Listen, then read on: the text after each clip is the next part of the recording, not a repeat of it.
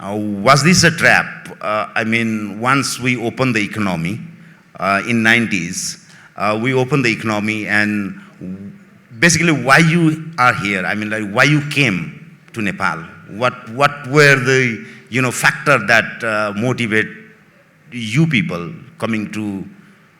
Nepal to invest and or to do your business, when we see like a lot of Nepalese businessmen they are still struggling with a lot of policy matters, but we see all three companies are progressing and all shareholders including the employees are very happy. Why you came here? I mean, when you see the business environment as per the conversation very difficult here. Barger किन नेपालमा आयो त्यही भन्दा पनि म एउटा general perspective दिन चाहन्छु 1990s आफ्टर नेपालको इकोनोमी ओपन अप गर्यो त्यही बेला हामी एउटा तुलनात्मक हिसाबले हेरौँ इन्डिया र नेपालको स्थिति कस्तो थियो So after the opening up, Nepal was having fantastic growth, right? Average Nepalko 7% GDP growth bhayiरहेको थियो जुन बेला India was struggling at that point of time. India 4 देखि 5% मा growth थियो. That is one aspect.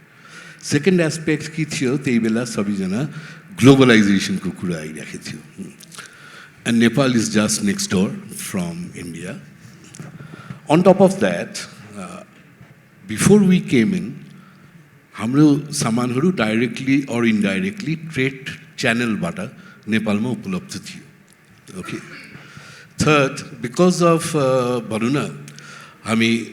culturally close to, more or less earning पनि close ही छु त्यही बेला त अझ close थिए होला.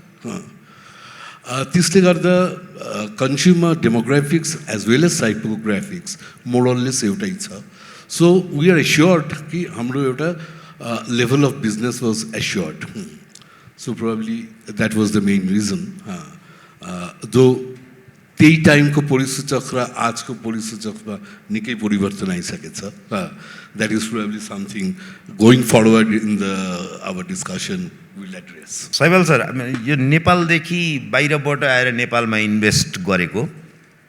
being an outsider investor or company owner, always difficult to talk about the policy regime of the home country. I mean this country where the company is existed. कहिलेकाहीँ हामी सबैले सर नेपाली राम्ररी बोल्नु पनि हुन्छ बुझ्नु पनि हुन्छ त्यही भएर मैले कहिलेकाहीँ हामी त्यो देशमा गएर कम्पनी खोलिराखेका छौँ त्यही अपरेट गरिराखेका छौँ अनि त्यही देशको पोलिसीको बारेमा गफ गर्नलाई अलिकति ब्याकसिटमा बसेको त होइन त्यही भएर फिल फ्री नेपालको एफडीआई रिलेटेड इश्यूजमा how cooperative is our government and governance in terms of foreign direct investment or how friendly our policies towards multinationals. यसमा भन्दाखेरि के छ fast आउँदाखेरि it may take a bit of time and भनौँ न अलिकति hassle छ but सजिलो छ गाह्रो छैन. You need to have slightly more time. Problem कहाँ हुन्छ भने त्यसपछिदेखि प्रब्लम स्टार्ट हुन्छ एन्ड प्रब्लमको जड मलाई लाग्छ कि सरकारको अलिकति पोलिसी कन्सिस्टेन्सी हुनु पर्यो. पोलिसी कन्सिस्टेन्सी नभएको हुनाले अहिले हाम्रो जस्ट अगाडि अनुपजी पनि यो कुरा गरिराख्नु भएको थियो. It's very difficult to plan and कहिले कहिले यति माने एउटा गभर्मेन्ट चेन्ज हुने बित्तिकै यति मेजर चेन्ज हुन्छ. म एउटा सिम्पल इक्जाम्पल दिन्छु. हामी सबैजना हाम्रो केही ब्रान्डहरू कन्ट्र्याक्ट म्यानुफ्याक्चरिङ गर्थ्यो. न कन्ट्र्याक्ट म्यानुफ्याक्चरिङ किन गर्ने त्यसको प्राइमरीली 2-3टा कारण हुन्छ. वान हाई भोल्युम लो प्रफिटेबिलिटी ब्रान्ड गराउने हो जहाँ हाम्रो उत्पादन खर्च अरूभन्दा बढी हुन्छ. सो हामीहरू गभर्मेन्टको प्रायोरिटी सेक्टर के छ? गभर्मेन्टको प्रायोरिटी सेक्टर हो वान भनौँ आयात प्रतिस्थापन, सेकेन्ड रोजगारीको सृजना, थर्ड सिपको विकास. थ्रु कन्ट्र्याक्ट म्यानुफ्याक्चरिङ सबै हुन्छ. हाउएभर अहिले त्यो चेन्ज भएछ लास्ट बजेटमा यो सम्बोधित भइसकेको छ मैले इक्जाम्पल मात्र एउटा दिएँ त्यसले गर्दा सुरुमा गाह्रो छैन र हामी रिप्याट्रिएसन पनि कुरा गर्दाखेरि पहिले रिप्याट्रिएसन अलिकति ह्यासल थियो अहिले त्यो पनि सजिलो भएछ मोरललेस 2-3 महिनामा हुन्छ विच इज फेयरली गुड समस्या पनि नयाँ नयाँ समस्या थप्दै जान्छ समस्या के हो चाहिँ हाम्रो royalty and technical service fee now it's understood हामी एउटा ब्रान्ड नेम हाम्रो प्रिन्सिपलबाटै लिइराखेको छु भने त्यसको बाबत रोयल्टी दिनुपर्छ इट्स इन्टरनेसनली एक्सेप्टेड भन्छ दुईवटा भिन्नै आइडेन्टिटी बिजनेस आइडेन्टिटी छ भने तिनीहरूको एनी बिजनेस ट्रान्ज्याक्सन आर्म्स लेन्थमा हुनुपर्छ सो यो royalty and technical service fee सुरुदेखि हामी खर्च मागिराखेको थियो सरकारले पनि दिइराखेको थियो सडनली आएर भने यो खर्च लेख्न पाउँदैन किन पाउँदैन लजिक के हो भने होइन तिम्रै प्रिन्सिपलबाट लिएको हो थर्ड पार्टी लियो भने पाउँछ अरे आफ्नै प्रिन्सिपलबाट लियो भने किन पाउने वेयरएज दुईटै कुरामा जाउँ एउटा ह्याभिङ बिजनेस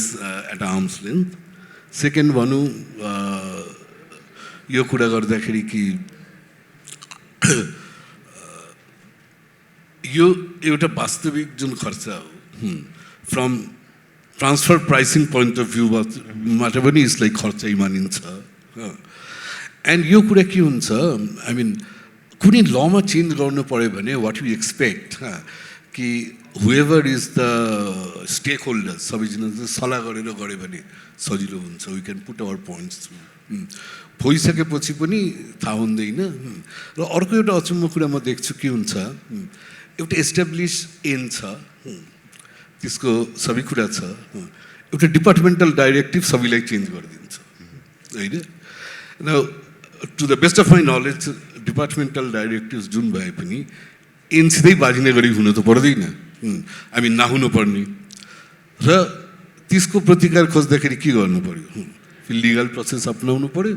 सो 10-12 वर्ष त्यसमा जान्छ that is the impediments otherwise सरल त सरल भएछ over a period of time सैबल सर आई मिन नेपाल गभर्मेन्टले इन्डस्ट्रियलाइजेसनमा इन्डस्ट्रीमा धेरै काम गर्नु पर्यो भन्ने हिसाबले they are trying to focus on SEZ special economic zone for a long time any plan to move there or where you see the challenges that if you expand the business are we willing to go there in sales different भन्दाखेरि के हुन्छ enough installed capacity inside during covid पछि आयो हाम्रो not only the entire industry last 2 भयङ्कर degrowth गरेछ so point suppose भोलि गएर एक्सपेन्ड गर्नु पर्यो एक्जिस्टिङ ठाउँमा पनि एक्सपेन्ड गर्ने स्कोप छ as it is at least for next 7 years त बट पढ्यो भने पनि तपाईँको क्वेसनको म आन्सर गर्छु वाइ एस इज इट के एक्स्ट्रा बेनिफिट छ केही पनि छैन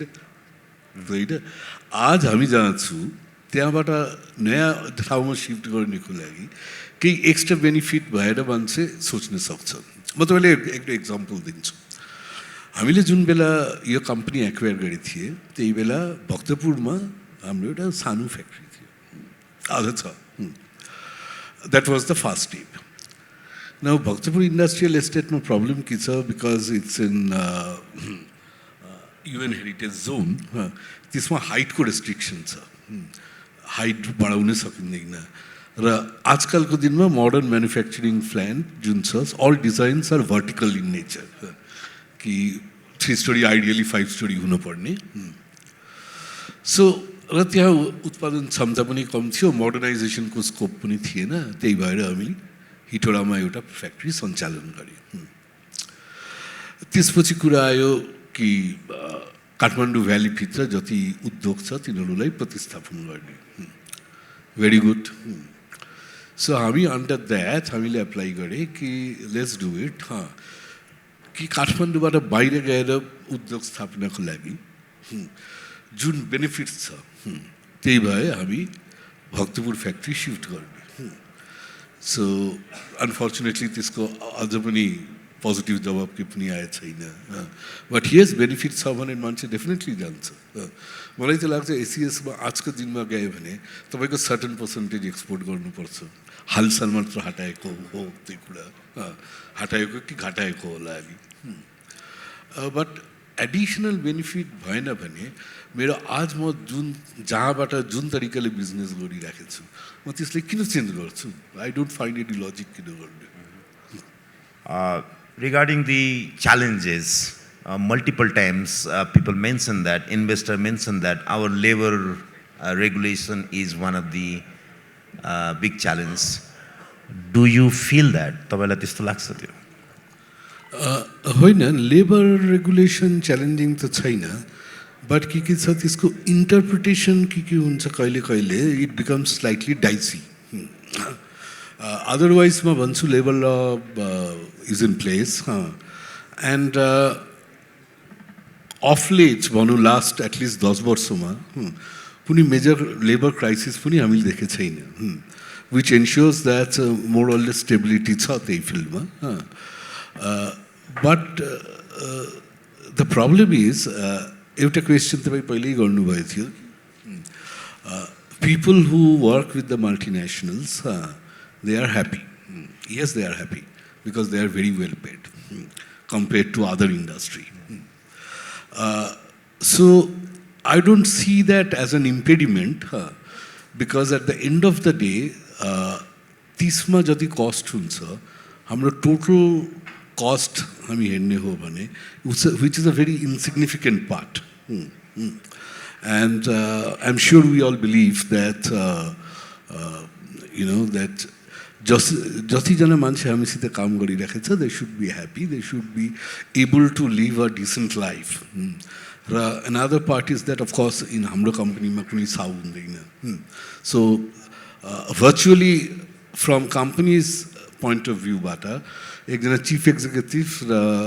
एकजना वर्कर त्यसमा फरक केही पनि छैन they follow the same rules they follow the same company facilities maybe ceiling ma farak parcha that is quite obvious but I don't see labor law as a challenge as of now yes संक्रमण कालतिर अलिकति समस्या थियो त्यसमा निकै ठाउँमा त्यही बेला निकै प्रब्लम भएछ but after that I feel that if